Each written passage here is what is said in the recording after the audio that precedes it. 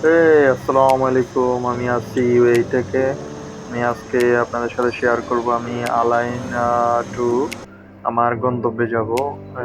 আমি যেখানে জব করি ওইখানে যাব বাসে করে। বাসে চড়ার অভিজ্ঞতা এবং আপনাদের সাথে শেয়ার করব। আমি আজকে আলাইন বাস স্টেশন থেকে আমার গন্তব্যে যেটা হচ্ছে আলহার যাব। আলহের আলহার বাস স্টেশনে হচ্ছে একটা বাজার। ওই বাজারে যাব। ওইখান থেকে আমার গন্তব্যে যাব।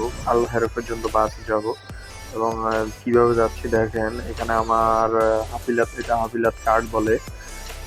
এখান থেকে বাসে করে যাইতে হলে আলাইনে এটা হাফিলাত কার্ড বলে। আহ, বাস কার্ড।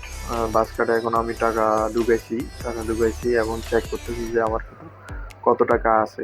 ঠিক আছে, এখান থেকে যাইতে মাত্র আমার 100 টাকা, একশো টাকার মতো লাগবে আমার।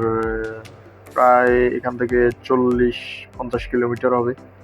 তো মাত্র 100-150 টাকা দিয়ে এই মতো একটা রাষ্ট্রে এত দূর পথ মানে বাসে করে যাতায়াত করাটা অনেক মানে সেভ সেভ আর কি। আর বাসের ভেতরে খুব পরিষ্কার পরিচ্ছন্ন। এখানে মসজিদ আছে, অনেক পরিষ্কার পরিচ্ছন্ন এগুলা।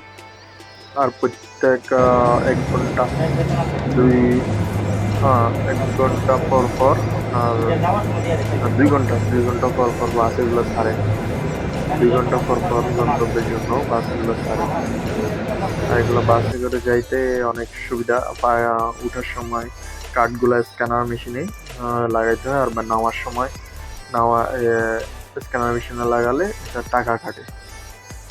আর এই হলো আপডেট। এই হলো আজকে আপনাদের সাথে শেয়ার করলাম বাস চড়ার অভিজ্ঞতা। সবাই ভালো থাকবে।